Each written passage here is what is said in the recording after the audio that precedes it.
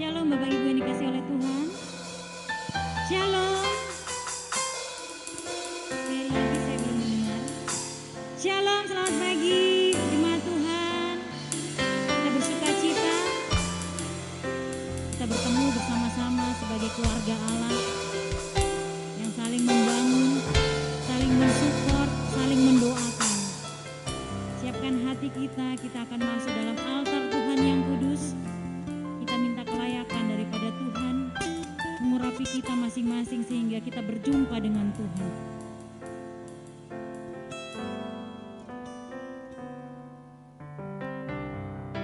Kami mengucap syukur Engkau Allah yang luar biasa.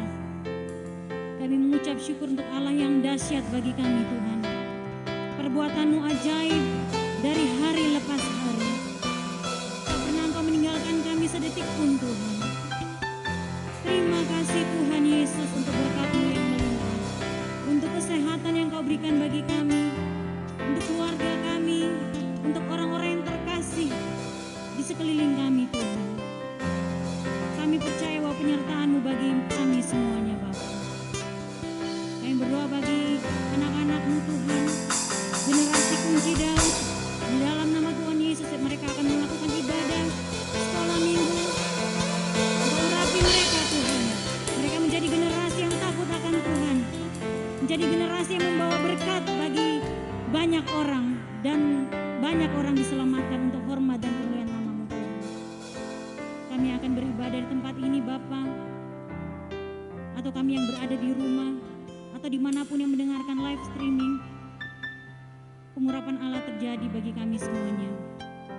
Kami dilepaskan segala sakit penyakit kami. Engkau sudah jamah dan Engkau sudah sembuhkan. Terima kasih Tuhan. Kami mau mengasihi Engkau lebih lagi Bapa. Kami mau mencintai Engkau Allah kami yang luar biasa. Tuhan Yesus yang berkorban bagi kami semua.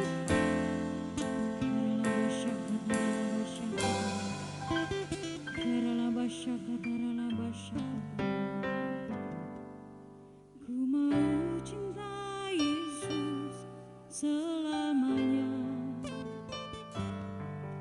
ku mau cinta Yesus selamanya, meskipun badai silih berganti dalam hidupku, ku tetap cinta Yesus selamanya. Ku mau cinta Yesus selama, mari kita katakan dari hati kita bagi Tuhan. Kami mau cinta Engkau selamanya Tuhan. Oh, meskipun badai silih berganti dalam hidupku, ku tetap cinta Yesus selamanya. Katakan ya Aba, Bapa, ini aku anakmu, layakkanlah seluruh hidup ya Aba, Bapa, ini aku anakmu, pakailah sesuai dengan rencanamu. Haleluya Yesus, kami yang mencintai Engkau. Ku mau cinta Yesus selamanya. Ku mau cinta Yesus selamanya, meskipun badai silih berganti dalam hidupku, ku tetap cinta Yesus selama. Sekali lagi katakan dari hati kita, ku mau cinta Yesus, kami mau cinta Engkau.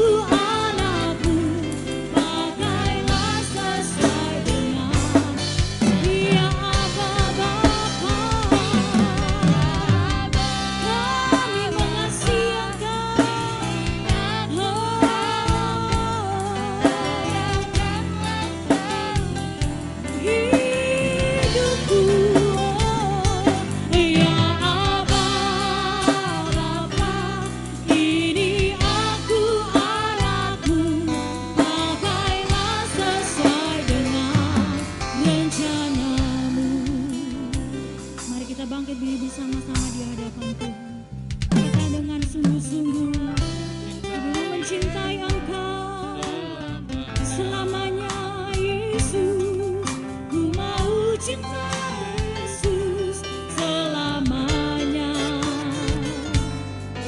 Meskipun badai silih berganti dalam hidupku, ku tetap cinta Yesus selamanya. Bapa,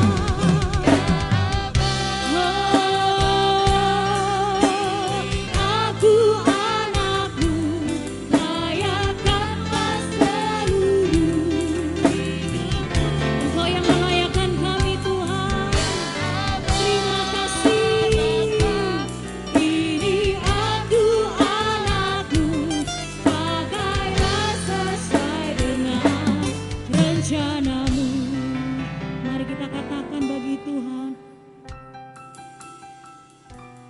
terima kasih Yesus Tuhan. Terima kasih Yesus Tuhan. Kita merenungkan setiap kebaikan Tuhan. Terima kasih. Terima kasih Bapa. Kami memanggil Engkau Bapa kami. Haleluya. Ya Aba, Bapa, ini kami anakmu Tuhan. Ya Ralabasyakata Ralabasyaralayanabos. Ya Ralabasyakata Ralabasyaralayanabos.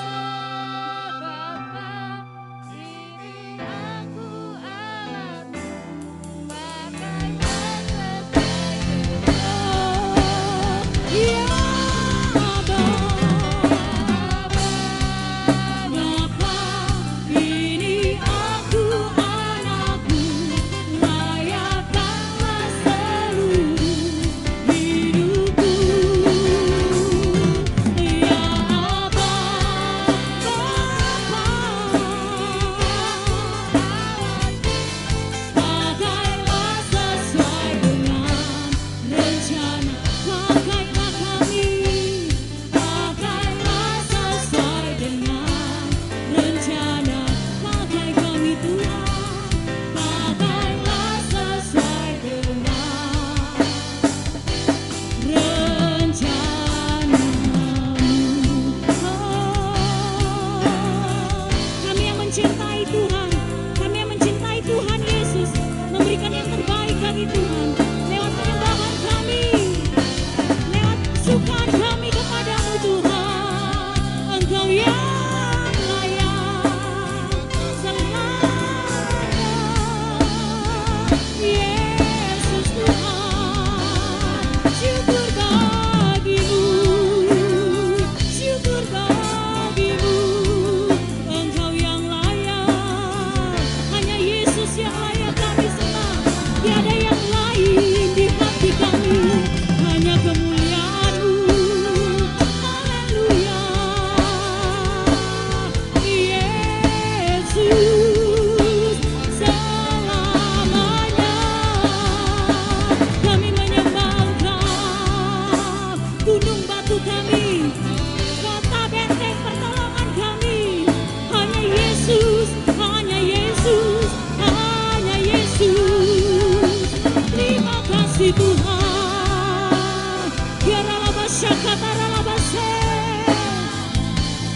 Yaralabasyandayanamoseta ralabase. Kami percaya Roh Kudus-Mu menjamah kami, melawat kami dengan kuasa-Mu, membakar roh kami. Kami berkenan di hadapan-Mu Tuhan. Engkau yang layak. Yaralabasyata raladase.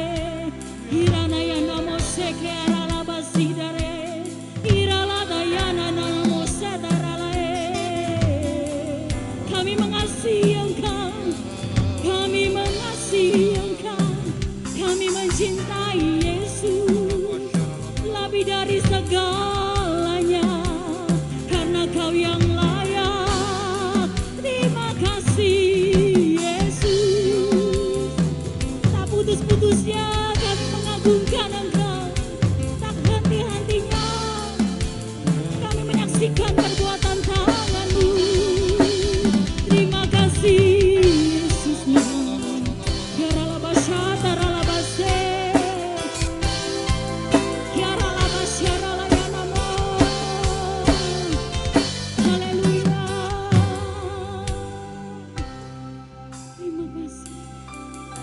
Terima kasih Yesus.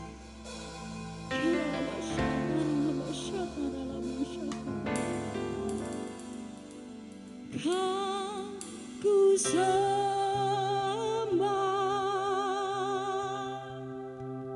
Kau ku sembah,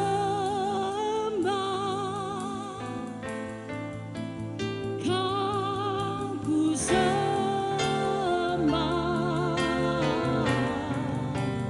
Oh Tuhan kami, Kau ku sembah, Kau ku sembah. Mari kita angkat tangan kita bagi Tuhan. Kita menyembah Yesus yang hidup. Haleluya. Kau ku sembah, Kau ku sembah. Oh, haleluya. Kita angkat tangan, kedua tangan kita bagi Tuhan. Kau ku sembah, Kau ku sembah. Haleluya.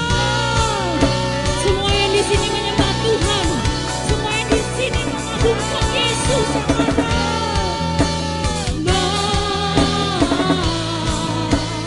Oh, Kau ku sembah, biarlah masyarakat Kau, kami sembah Kau yang layak Yesus.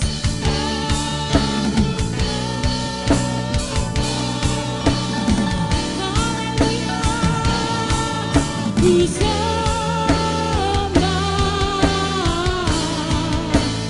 oh Tuhan, Kau ku sembah, Kau ku sembah, oh Kau kami sembah. Kau ku sembah,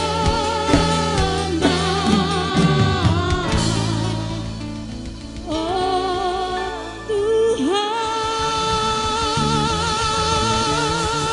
Berikan sorak-sorai yang mulia bagi Tuhan. Haleluya.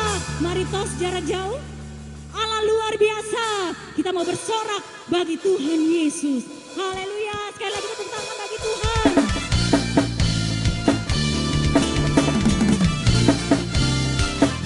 Mari kita bersuka cita bagi Tuhan. Haleluya. Kita berikan syukur bagi Tuhan. Segala puji syukur hanya bagi-Mu Tuhan. Sebab Kau yang layak dipuja. Kami mau bersorak, tinggikan nama-Mu. Haleluya. Sekali lagi semuanya bertepuk tangan bagi Tuhan. Segala puji syukur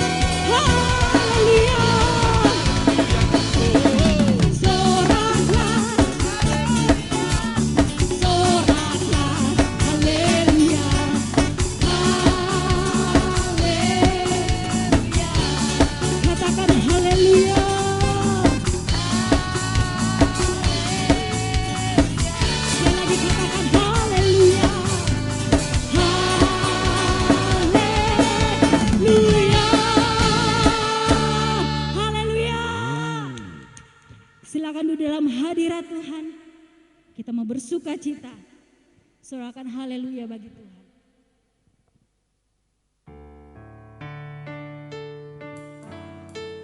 Terima kasih Yesus.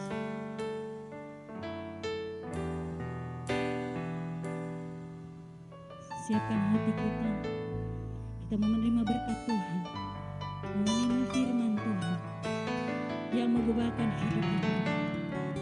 Kita akan dipuaskan oleh makanan rohani yang membangkitkan iman percaya kita kepada Tuhan. Terima kasih Yesus. Terima kasih Yesus.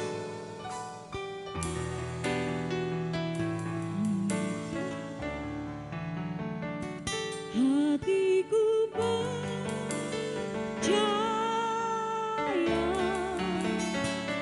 hatiku percaya,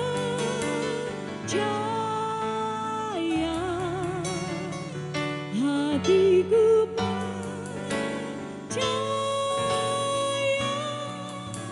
selalu ku percaya,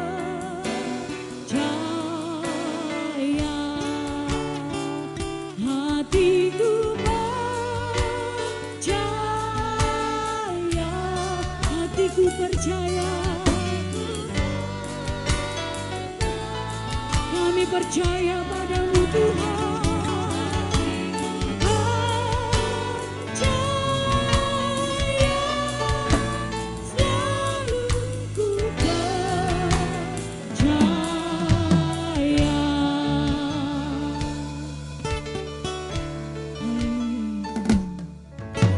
Saat ku tak melihat jalanmu, saat ku tak mengerti rencanamu, namun tetap ku pegang janjimu.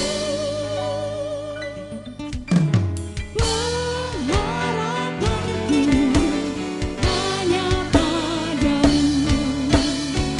Hatiku percaya,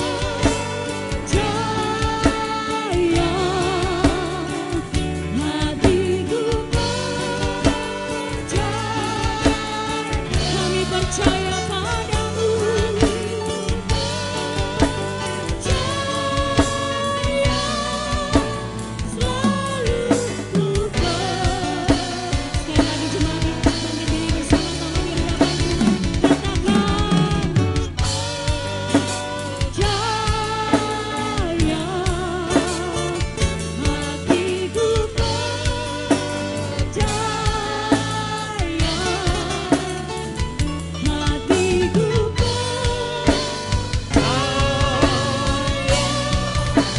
selalu ku sekali lagi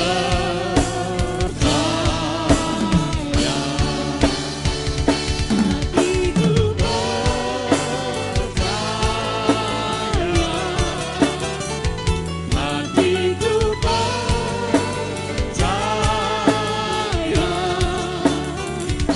bersama-sama di hadapan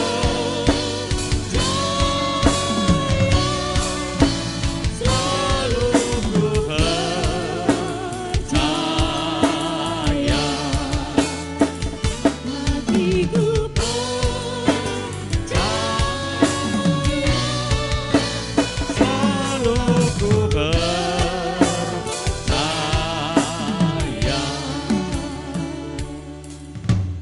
Inilah kata-kata yang kami naikkan kepadamu ya Tuhan. Sekalipun sulit untuk kami wujudkan di tengah-tengah masa yang seperti ini, tapi biarlah kami tetap percaya kepadamu. Ada bisikan-bisikan dari luar, ada bisikan dari pikiran kami, yang seringkali kami mengalami sebuah tantangan untuk percaya kepadamu. Tapi biarlah nyanyian ini juga menggugah hati kami, kami tetap percaya kepadamu. Kadang-kadang kami berkata mungkin tidak masuk dalam benak kami, tidak masuk dalam akal kami. Tapi hari ini Tuhan ingatkan kami untuk kami terus percaya kepadamu. Karena bagi orang yang percaya kepadamu, Engkau tidak pernah tinggalkan kami. Amen. Kepercayaan kamilah yang menyelamatkan kami. Iman kami yang membawa kami kepada kehidupan yang lebih baik lagi. Sebab itu Kami tetap percaya Engkau menolong kami dan Tuhan kembangkan percaya ini supaya kami tetap ada di dalamnya ya Tuhan. Amin. Tuhan urapi hamba-Mu, urapan yang sama Tuhan berikan kepada kami jemaat-Mu. Satu yang kami rindu supaya kami mampu untuk tetap percaya kepada-Mu. Terima kasih Bapa di surga. Kami sambut firman-Mu dengan ucapan syukur di dalam nama Tuhan Yesus Kristus. Haleluya. Amin. Kita tepuk tangan sekali lagi saudara-saudara. Ya, puji Tuhan. Shalom. Selamat pagi jemaat. Yakin, percaya, pasti Tuhan pelihara kita. Amin. Bapak Ibu Saudara, sementara saya menyanyi saya jadi teringat ya, percaya kita ini kadang-kadang menjadi luntur hanya karena pandangan mata kita ya. Bulan yang lalu saya khotbah tentang Yosua. Bagaimana Yosua menjadi kendor percayanya waktu mereka melihat kenyataan harus menyeberangi Sungai Yordan. Ya. Saya waktu itu jelaskan Sungai Yordan yang berasal dari 3 sungai. Ya. Lalu ditambah lagi 2 sungai di bawah setelah Danau Galilea menjadi 5 sungai bersatu padu menjadi Sungai Yordan. Dengan ketinggian ratusan meter dari permukaan laut yang ada di Hermon turun ke Laut Galilea. Dan Danau Galilea 200 meter turun lagi 200 meter di bawah permukaan laut, yaitu di Laut Mati. Begitu deras, begitu tajam kemiringannya. Begitu luar biasa menghanyutkannya. Dan waktu mereka dibawa oleh Tuhan bersama Yosua, tidak menuju kepada tempat penyeberangan, tapi ditujukan kepada sebuah tempat namanya Sitim.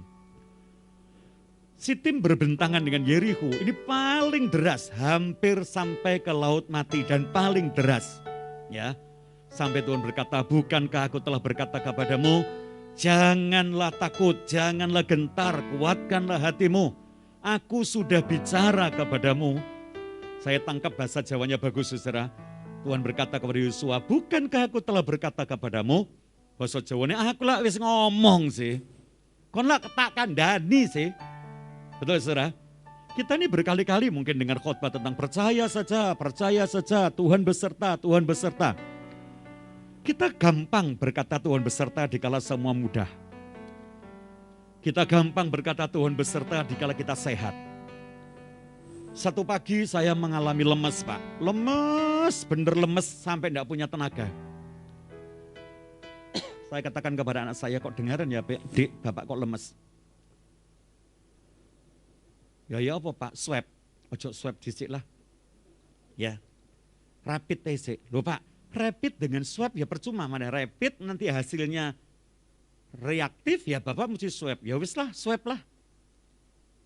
Habis swab ya, NH itu kalau swab pagi, swab kan malam bisa keluar. Ya, keluarnya enggak apa-apa, negatif. Tapi kok lemes ya? Lemes. Nafsu makan hilang. Loh Bapak ini batuk? Enggak. Sesek? Enggak. Saturasi oksigen itu selalu tak pakai Pak. 98, 99, 99, 99 ya, sekali-sekali 98. Berhari-hari, dari Jumat sampai Selasa, saya masih jadi ingat. Jumat sampai Selasa. Nah Selasa itu sorry ya, maaf, saya ini ke belakang kok ya tak inceng sebelum tak siram. Ya kok dengaren itu saudara ya. Biasanya barang hina itu kan langsung disiram lalu enggak ada. Kok ya tumben barang yang enggak berharga, yang dijauhi orang, terhina. Itu kok saya perhatikan tanpa foto, saudara. Warnanya hitam. Jadi Bapak Ibu Saudara yang hari-hari ini tidak diorangkan orang, tidak dihargai orang, jangan khawatir. Satu kali yang hina itu pasti jadi dirindukan, betul saya. Begitu tak foto kelire hitam. Saya telepon teman saya, Cik, saya punya teman orang Tionghoa tapi Holland Spreken. Dia tidak berbahasa Koi tapi pakai bahasa Belanda, ya orang Jausen. Cik, ini bluding. Wah lambemu kok ngerti lek kowe bluding. Berapa kali? Saya enggak tahu berapa kali. Lah gue kok ngerti lek bleeding. Saya ini pup kok tak foto hitam. Lho ndi fotone kata, "Hah? Gelem tak kirimi fotone?" Ya kirim toh. Lah piye aku ora ngerti. Tak kirim foto itu saudara. Foto gambarnya apa? Ya gambar barang hitam itu ya yang tidak berharga ini saudara ya. Bleeding.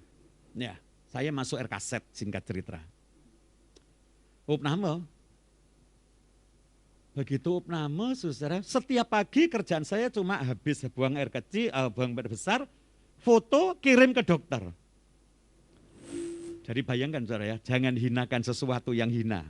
Karena satu kali Anda akan rindukan barang yang hina ini. Ya, tak harap-harap kapan metu nih, metu di foto. Ya, foto tak kirim, oh mulai coklat, mulai apa dan sebagainya. Dan dikala saya lemes ini, saudara, ternyata bleedingnya di lambung. Ya, di lambung. Terus saya ngomong begini, aduh Tuhan, benarkah Engkau beserta? Ya, benarkah Engkau beserta? Saya ini kok jadi sulit untuk melihat penyertaan Tuhan dalam diri saya. Kenapa? Lihat orang jadi 4, jadi 3 gitu ya. Karena double-double. HB saya dari 17 yang biasanya kental, saya minum pengencer darah, langsung jadi 10. HB 17 ke 10 itu berarti 7 liter darah yang hilang. Nggak tahu berapa hari saya nggak ngerti. 7 liter. Bleeding laki, bleeding 7 liter. Lebih dari wanita melahirkan loh saudara. Saya dapat berkat karena opname air kaset satu pagi, saya ini dengar misa, kan harus dengar karena di salon. Romo berkata, Tuhan sertamu. Lalu jemaat menjawab, dan sertamu juga. Saya dengar, Tuhan sertamu dan sertamu juga. Betapa gampangnya jemaat jawab, dan sertamu juga. Besoknya saya punya tekad waktu Romo berkata Tuhan sertamu, saya jawab amin. Saya mulai menguatkan percaya saya. Dan di situ saya dapat kekuatan, apapun terjadi kalau Tuhan beserta, pasti Tuhan tolong kita. Yang percaya tepuk tangan dulu yang meriah buat Tuhan kita. Kenapa Tuhan belum berhentikan bleeding saya? Saya percaya kalau sudah waktunya dan memang perlu dihentikan, pasti dihentikan. Saya katakan kalau Tuhan tolong Yosua, waktu-waktu perang, dia stop matahari, tidak berputar. Berapa kali? 1 kali dan tidak terjadi lagi. Kenapa cuma 1 kali? Perlu, harus Tuhan lakukan itu. Kalau belum lakukan, harus lakukan, tidak akan melakukan. Tuhan izinkan laut terbelah berapa kali? 1 kali. Loh Pak kok tidak berkali-kali? Tidak penting. Halo? Betul? Kalau Tuhan sudah harus melakukannya, pasti dia melakukannya. Waktu telah cukup, diberhentikannya pendarahan saya lewat obat, Tuhan memberkatinya. Berhenti, saya pulang dari rumah sakit dengan HB 13,6. Sekarang 14,5, saya ngomong kepada anak saya, Dek, olahraga, minum obat dan sebagainya kok tidak mudun-mudun ya. Obat apa juga, sekarang tidak perlu minum obat loh Pak, sudah normal loh.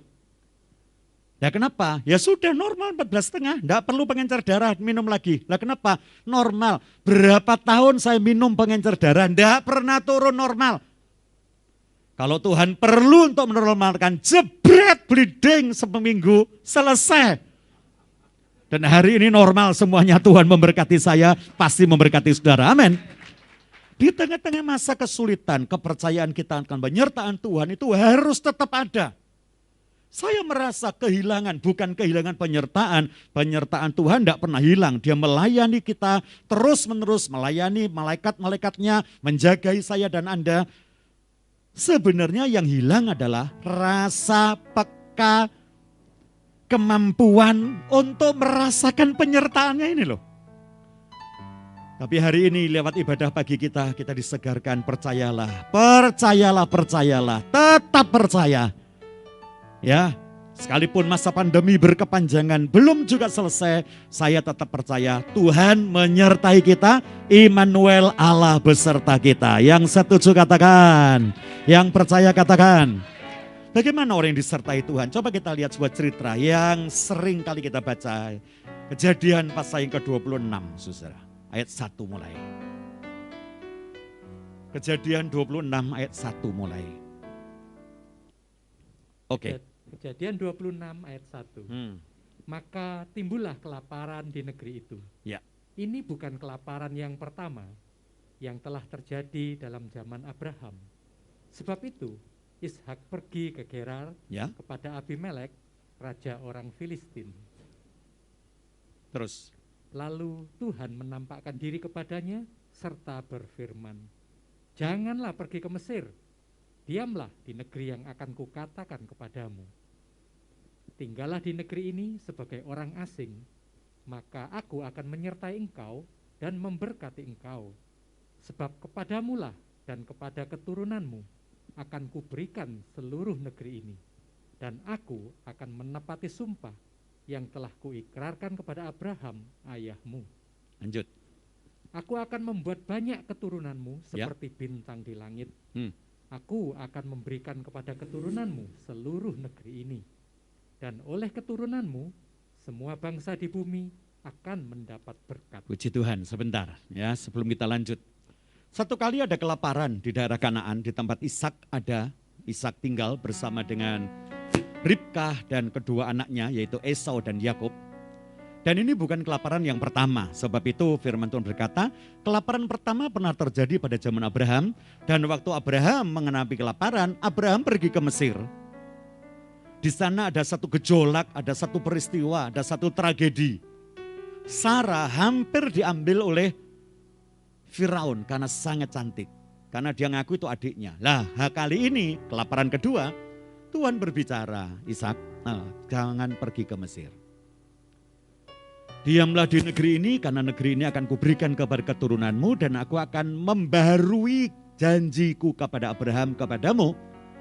Tapi dalam janji itu ada sesuatu yang hilang, saudara-saudara. Coba kita lihat ayat 4. Sekali lagi Pak. Aku akan membuat banyak keturunanmu ya, seperti bintang di langit. Seperti bintang di langit. Lanjut. Aku akan memberikan kepadamu Iya. keturunanmu Iya. seluruh negeri ini. Cukup.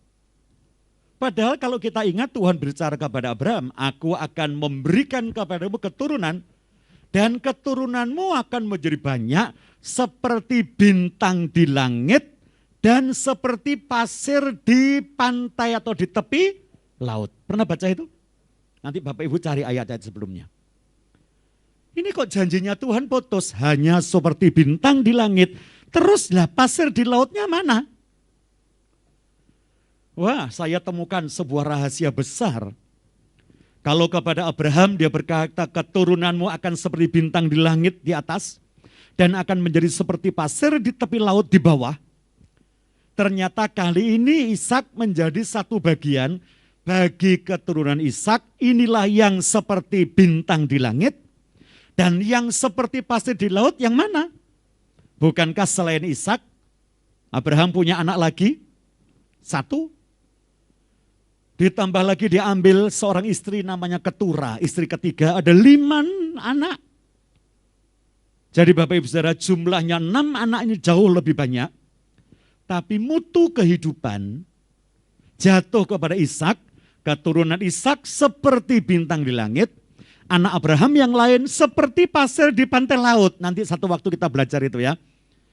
Puji Tuhan yang kita syukuri saya dan Anda di dalam Kristus, kita adalah anak-anak perjanjian, kita bukan pasir di pantai laut, tapi kita adalah bintang-bintang di langit. Yang setuju katakan tepuk tangan sekali lagi yang meriah buat Tuhan kita. Beda. Tapi waktu itu adalah masa kelaparan. Lanjut Pak, ayat berikutnya supaya kita lebih jelas melihatnya. Karena Abraham telah mendengarkan firman-Ku dan memelihara kewajibannya kepadaku, Ya. yaitu segala perintah, ketetapan, dan hukum-Ku. Ya. Jadi tinggallah Ishak di Gerar. Cukup. Jadi tinggallah Ishak di Gerar, di negara Filistin, di bawah kekuasaan seorang raja namanya Abimelek, dan Abimelek adalah sahabatnya dia. Nah, Bapak Ibu Saudara, yakinkah saudara-saudara bahwa rencana Tuhan tak pernah gagal dalam hidup kita? Amin.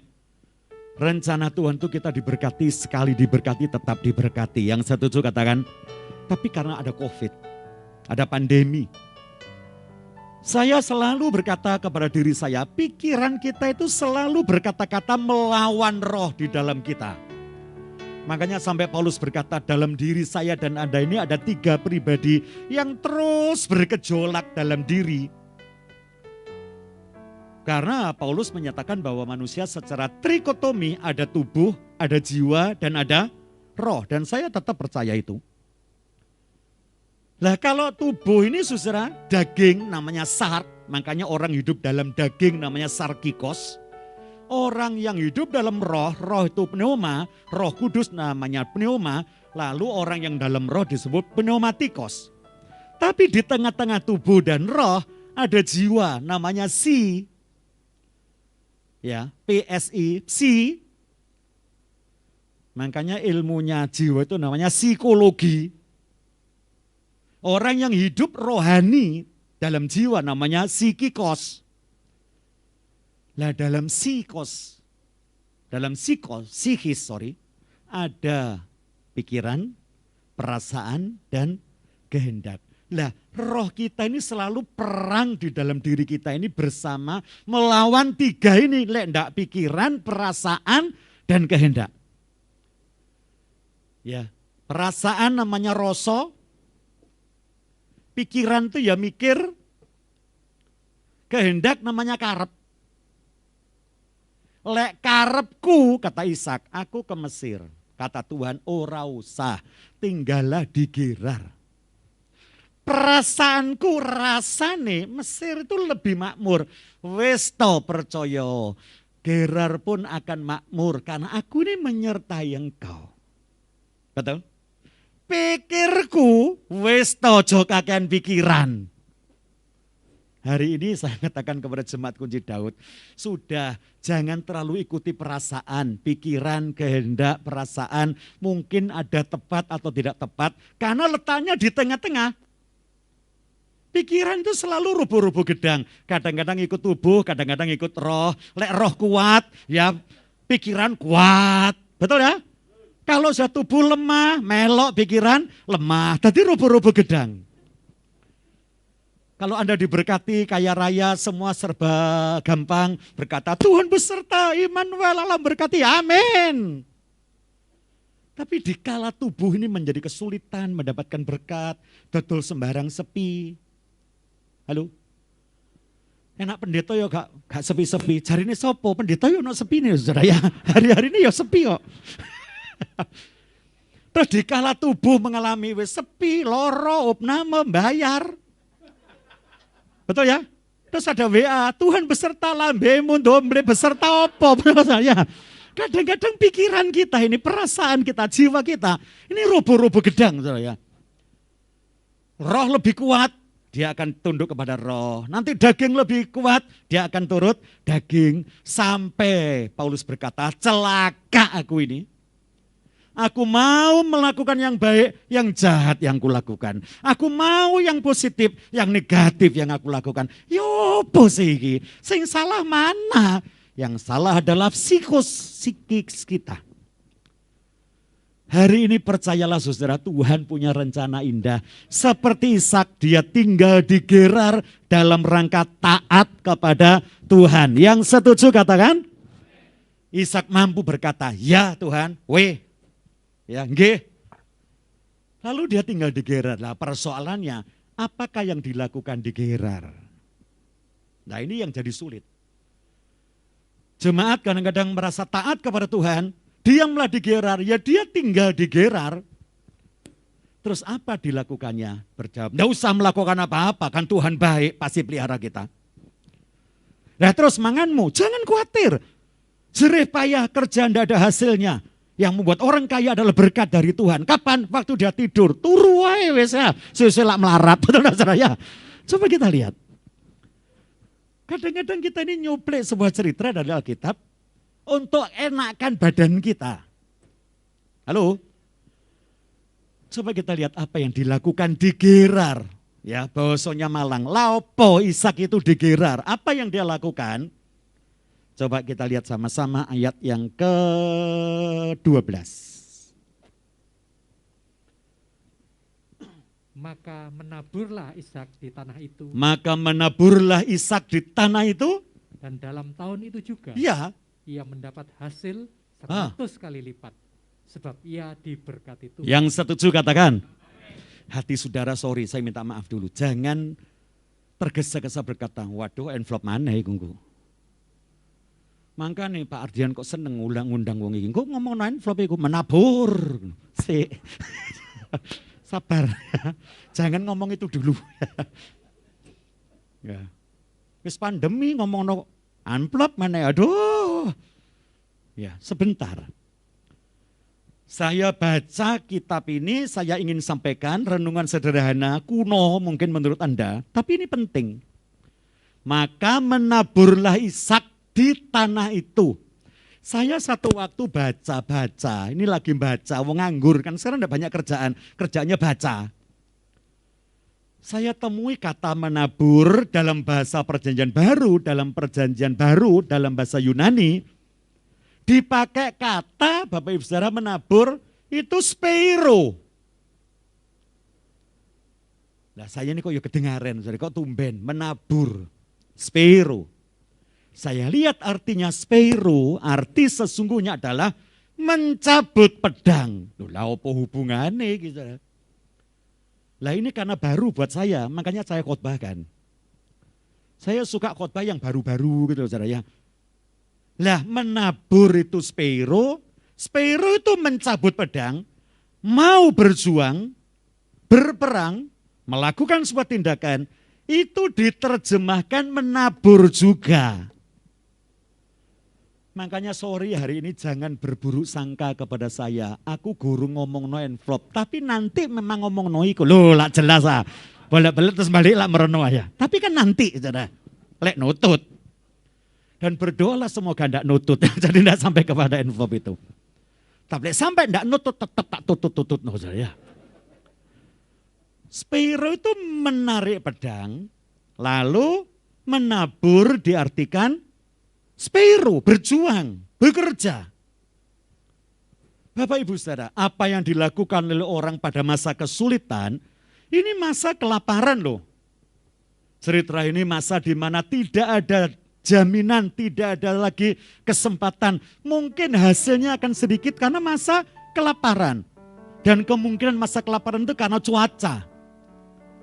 Panas ekstrim di Timur Tengah kalau sampai tidak ada hujan. Dan panas ekstrim tidak hanya tidak ada hujan, tidak ada air, tidak bisa menanam. Masa panas berkepanjangan itu juga biasanya mengikuti sebuah masa yang disebut pandemi. Banyak orang sakit karena masa panas yang berkepanjangan. Tapi tahukah saudara, di tengah-tengah masa sulit itu harus speiro. Saya jadi ingat. Speiro menabur dengan menghunus pedang. Saya pernah belanja di Israel, ada satu toko kecil. Ya, di toko kecil yang punya itu namanya Abu Samir. Abu Samir ini ada seorang Arab, dia punya toko kecil. Dulu tinggal sebelahnya gereja doa Bapak kami. Lalu digusur. Dia pindah di tepi danau, di tepi hamparan pohon gandum, tanaman gandum. Terus saya ini ketemu di balik pohon gandum itu ada rumput tinggi-tinggi gitu ya, ilalang. Ada orang menghunus pedangnya, membabati gandum. Tak pikir, saya mendekat, gandum belum ada buah kok dibabat. Ternyata yang dibabati itu ilalang, lebih tinggi dari gandum, ada pohon duri dan sebagainya dibabati. Saya tanya sama Samir ini, kenapa mereka kok pakai pedangnya untuk itu? Ya, kalau orang mau menabur harus melakukan itu. Bukankah ada masih tanah hamparan luas? Dia berkata, tidak bisa, semua tanah di Israel memang luas, tapi bentuk tanah yang subur hanya ditandai dengan tumbuhnya rumput, ilalang Pak, duri dan sebagainya, onak dan duri, itu tanda tanah itu subur. Jadi kalau tidak mau menghunus pedang, membersihkan dulu yang namanya ilalang, lalu dibongkar di balik tanahnya, diambil rumput-rumput benih-benih ilalang, baru dia bisa menanam. Saya berkata, ya kalau begitu menanam hal yang berat. Wow, sangat. Yang paling berat itu orang yang pertama nanam, harus bekerja keras, harus speiro, harus mencabut pedangnya. Anak cucunya kalau sudah gitu tinggal melanjutkannya. Kenapa? Ladang itu sudah jadi. Coba perhatikan saudara. Kalau lihat rumput, kalau lihat duri, onak, duri. Jadi ada dua mata sepertinya memandangnya. Satu, memandang onak, duri dan rumput ini menjadi sebuah penghalang sehingga orang tidak bisa menabur.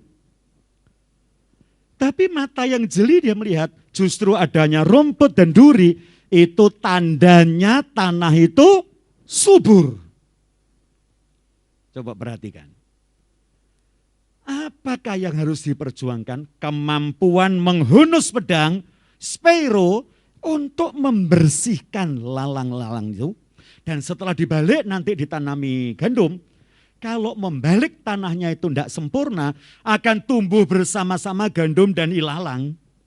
Makanya ada banyak orang berkata, menanam gandum tumbuh lalang, cingli.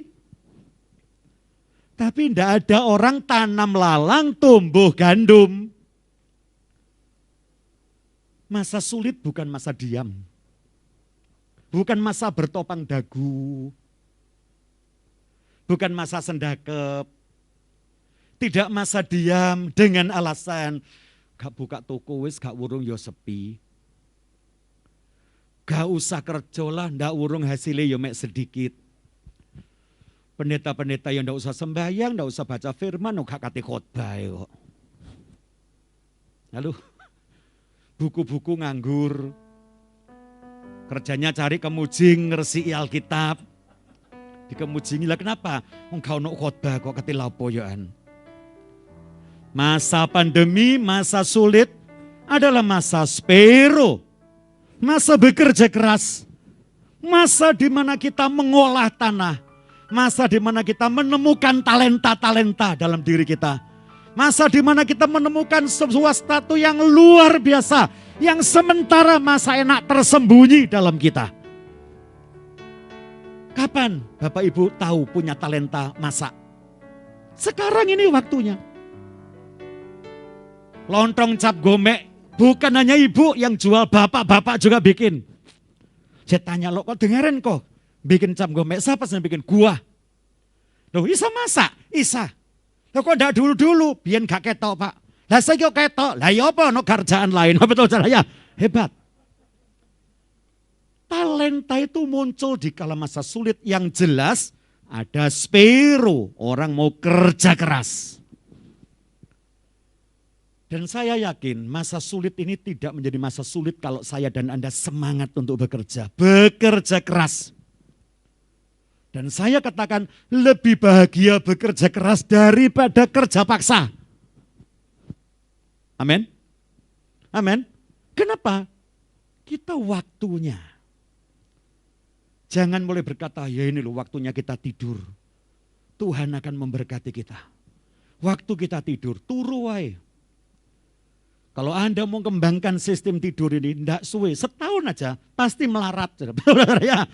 Kalau mau diberkati Tuhan, spiro, kerja keras Tuhan pasti tolong kita. Yang setuju katakan? Coba kita lihat kitab Mazmur 126. Ini yang dulu saya tidak mengertinya. 126 ayat 5. Mazmur 126. Iya. Orang-orang yang menabur dengan mencucurkan air mata akan menuai dengan bersorak-sorai. Saya pernah bingung Pak Ardian lewat ayat ini. Saya tahu jalan-jalan ke sebuah padang atau sebuah ladang di Israel, orang menabur, lah mereka tuh tidak ada yang sambil menangis ya. Tenan. Cara menaburnya itu ya gandum ditaruh di tangan kanan. Di sebelah kiri ada kayak tongkat tapi lebih besar dan ininya punya permukaan kayak penumbuh itu loh, kayak alu. Jalan, caranya jalan itu saudara, bisa rapi saya ini. Lihat, satu langkah kaki alunya itu penumbuhnya diincepno tanah. Jep. Lalu dikasih gandum. Jep. Lalu digeser sama kaki. Wes. Melangkah dengan kaki kiri, lalu alunya kasih cep. Dikasih gandum cek, disepak kaki kanan. Yes. jalan bareng. Cek, cek, jazz, cek, cek, duk, jazz gitu ya. Malah ada musik, nyotel lagu tuh skalonnya gede-gede. Tapi kira-kira nganggur ya apa ya. Di tengah ladang mereka ini nyotel musik. Dan bentuk menabur, bentuk kerja bukan lagi seperti orang terpaksa. Mecocoh gitu ya. Bedanya Israel dengan kita. Israel itu kerja maju, menabur sambil maju. Lah wong Jawa lah nandur mek mundur. Nah ini beda nih. Jawa mundur, Israel maju. Saya ngomong lah, tapi lek Jawa maju mari ditanduri didol lah buyar saya. Jadi lek Jawa tuh lek nandur mesti mundur, Pak. Israel maju. Dengan sukacita. Lah saya baca ayat ini loh, kok enggak pas sama sekali tuh. Orang yang menabur dengan mencucurkan air mata. Kapan? Ternyata saya lihat menabur sambil berdendang, sambil menari. Itu kan sekarang. Mbokmu biyen itu spiro. Halo? Betul ya? Ngangkat pedang untuk menyiapkan sebuah ladang. Dan disebut di situ yang mencucurkan air mata dengan menabur. Kenapa? Onak duri lebih dulu. Karek nabur itu sesuatu yang mudah. Dan ini orang akan bersorak-sorai. Kenapa? Bukan hanya dia yang panen, anak cucunya akan panen terus menabur dan menuai, menabur dan menuai. Kenapa? Ada pendahulu yang sudah spero. Anda mau siapin apa untuk anak-anak kita pada masa pandemi? Oh, sekarang repot, paham masing-masing anak nggo rezeki dewi-dewi. Aku biyen gak dikai apa ya dadi wong, anakku tak kono-kono kon dadi wong ya dadi yo, gak dadi yo karepmu. Lah terus dadi apa ketika gak dadi wong? Oh, bapakku biyen zaman londo wis soro. Saiki zaman Jepang tambah soro, tambah mana Covid lebih soro mana? Tapi buat saya dan saudara kita mesti yakin, kita ini orang diberkati. Masa sulit bukan sebuah masa untuk bertopang dagu. Masa sulit, masa untuk spero. Siapkan sebuah ladang. Siapkan sebuah tempat usaha. Siapkan sebuah tempat pelayanan. Bukan hanya untuk kita. Memang kita bersakit-sakit, kita berlelah-lelah, kita spero. Kita kerja keras, tapi kita akan bersuka cita dikala penerus kita menikmati perjuangan kita dan kita pasti berbahagia. Berikan kemuliaan dulu yang mulia buat Tuhan kita. Lalu kenapa keturunannya harus menabur juga? Coba kita buka kitab 2 Korintus 9 ayat 10. Ini pasti Anda tahu nih ya. Makanya masih gak nutut ya tak tutut no, ya. Ada 5 menit. 2 Korintus 9 ayat 10. 2 Korintus 9 ayat 10. Ya. Ia yang menyediakan benih bagi penabur. Ia menyediakan benih bagi penabur. Dan roti untuk dimakan. Dan roti untuk dimakan. Ia juga yang akan menyediakan benih. Dia menyediakan benih bagimu dan bagiku. Jemaat kunci Daud. Dan melipat gandakannya. Dan melipat gandakannya. Dan menumbuhkan ya buah-buah kebenaran. Oke. Sekarang setelah spero, kerja keras, pendahuluan menabur, orang menabur itu harus. Sampai Tuhan berkata, firman Tuhan berkata, Paulus dengan hikmat Tuhan berkata, Tuhan tuh menyediakan benih bagi penabur. Benih bagi dan roti untuk dimakan. Sebab itu orang Israel pada waktu mereka panen gandum biasanya untuk petik gandum itu tidak bisa langsung dikerjakan sama-sama. Pertama itu mesti pemiliknya. Saudara. Masa menuai gandum itu saya jelaskan bulan lalu sampai 2 bulan masa menuai. Kenapa? Yang pertama jalan itu dipetik gandumnya bentuk kayak ani-ani. Yang ke depan itu mesti pemiliknya. Beberapa hari kemudian baru disabit secara umum. Namanya panen raya, semua diambil.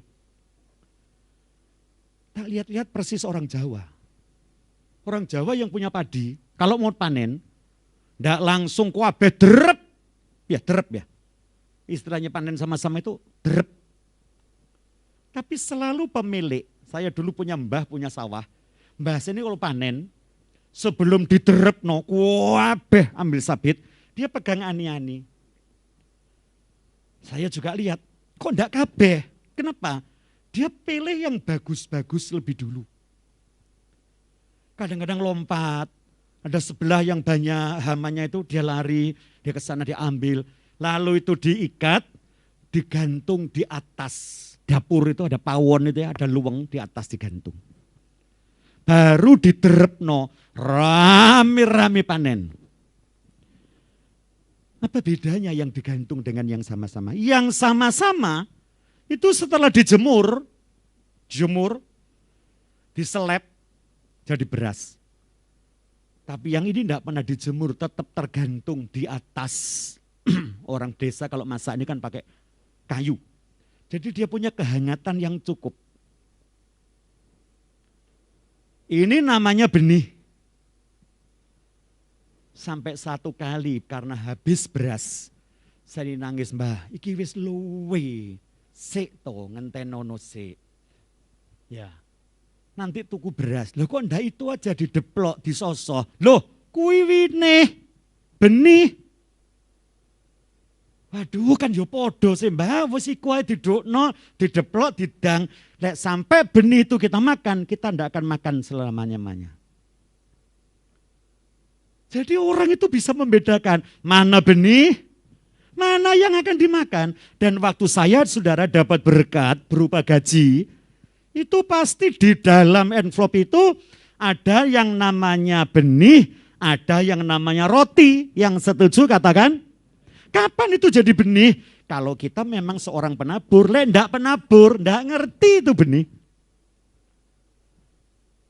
Minggu yang lalu Pak, hari Selasa, saya ini pergi ke desa. Ya, Wagir itu loh. Niwen naik ke atas, saya ini punya teman. Nah, teman saya ini ngomong, Pak, aku duwe wit namanya nongkoda. Nongkoda iki opo, Pak? Wis kok sama neru, ayo mudun. Turun kita ini, ngunduh nongko, kecil panjang gini. Begitu hijau tapi empuk, dibuka, ambune kayak cempedak. Nongkoda itu ternyata antara nangka dan cempedak. Satu kecil semuangan wong limo. Waduh. Lah iki lek wong telu, wong loro apa ya, wong limo iki lah ya deres maneh. Teman saya berkata, aku gak usah wis engko timbane mambon-mamboni omahku. Lho kenapa? Entuk mek 5 nyamplung lah keluarga sak meneh kae lho wis geger. Oh wis kena aku kabeh lek ngono. Saya ngomong sama anak saya, tak cerita nih, kita nang kadak. Kita bagi. Lek cukup satu orang satu nyamplung, enggak cukup satu orang separuh nyamplung. Betul kan ya? Tapi yang harus saya tahu dan anak-anak tahu, satu, di dalam berkat nang kadak ini, ada mana yang ditabur, ada mana yang dimakan. Yang setuju ngerti katakan, yang dimakan apa nih? Dagingnya karo dami, tahu dami. Lek nongko kan daminya putih-putih gak kena dipangan. Lah iki damine kuning ya Pak. Dadi tak pangan pisan sak dami-damine. Besok keluar tak foto dami cek foto ya Pak ya. Coba lihat ya. Sekali-sekali Anda mesti lihat itu loh. Ya. Karena lihat warnanya itu Anda akan tahu. Kalau warnanya kuning Anda sehat. Halo? Warna merah Anda bleeding tapi di bawah usus. Hitam Anda bleeding tapi di atas. Jadi matang dulu. Ijo mari mangan kulup. Itu mesti ada. Ya. Besok tanya tak foto lu damine jono. Saya ngomong Bu Stefanus, tak foto jono dami kamu jopok. Gendeng aja betul ya. Lalu apa dijopok ya? Coba lihat. Yang ditabur apanya? Betonnya, bijinya. Saya tabur di pot, keluar, tumbuh daun. Saya bayangkan, iki lek punya sawah lebar, besar, luas, Saya punya 5 buah, ya 5 tanaman nangkada. Saya tanya, Pak, piro lama itu? Wah, 4 tahun wis suwo, Pak, 5 tahun gembel. Kali ini sauwa metu piro? Keluar 5. 5 tahun lagi saya akan punya 25 biji nangkada. Kira si jiwa 5, lek 5 wet kan 5. 25. Entek mangan nongko selawi saomah. Saya akan undang Pak Ardian, Pak Heri, Yudi, pemain musik semua. Ayo mangan nongko dak, nangkada. Betul ya? Dengan catatan, nangkanya dimakan, buahnya dinikmati, betonnya ditabur. Lalu nongko 5 ini gak betonnya sak irik.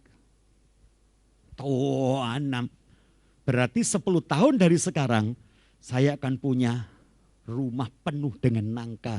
Dan saya kasih nama Wismo Nangka Jejer. Wismo Nongko Jajar gitu kan ya. Dan setiap tahun saya akan punya berbuah. Hanya ngerti mana ditabur, mana dimakan. Coba umpama ndak ngerti mana ditabur. Nongkone dipangan, betone digodok. Pakai ilmu lagi Pak, koyok dokter. Kamu tahu Tuhan itu adil. Tuhan itu luar biasa. Makan nongko ndak akan sakit perut asal makan betonnya. Waduh. Loh, nangka itu kan buat gas.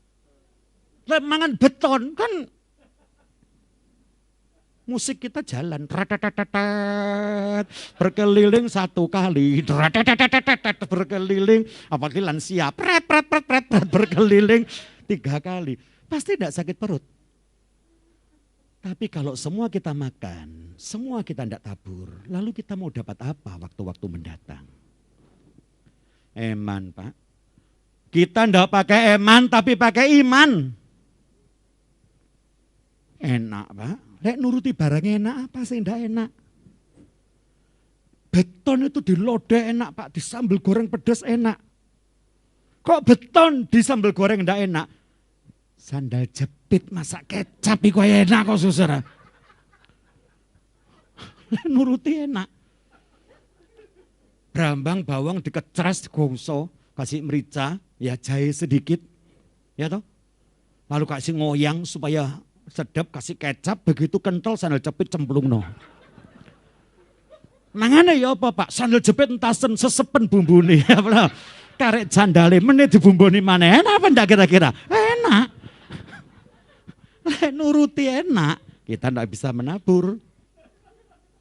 Tapi saya yakin, saya percaya, ya semua kita masa sulit bukan penghalang diberkati.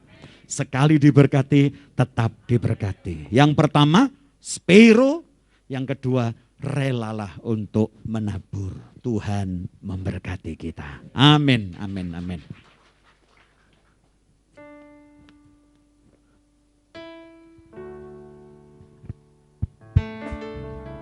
Puji Tuhan, kita sudah diberkati oleh firman Tuhan yang luar biasa.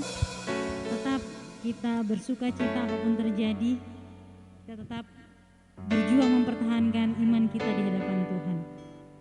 Mari siapkan hati kita semuanya Bapak Ibu, kita akan mengakhiri ibadah kita pada siang hari ini. Sebelumnya kita mendengarkan firman pengumuman doa Selasa tetap live streaming di YouTube. Kemudian ibadah kita hari Minggu bersama Pak Simon Sukoco. Bapak Ibu jangan lupa tetap hadir di ibadah Minggu selanjutnya. Mari saya jemput bangkit berdiri bersama-sama. Siapkan hati kita mau terima berkat Tuhan. Bila kau yang melukai, tak ada satupun dapat meluputnya. Bila kau yang melangkah aku, tiada yang dapat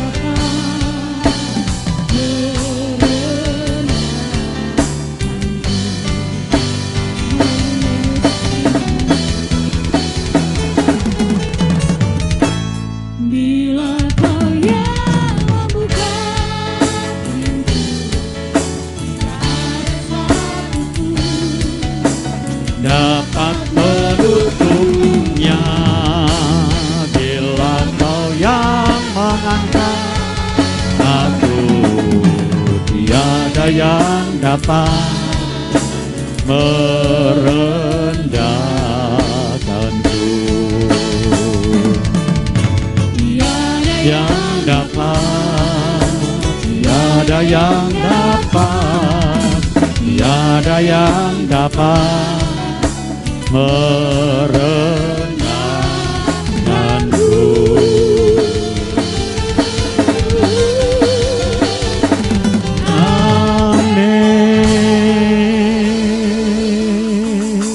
Terima kasih Tuhan.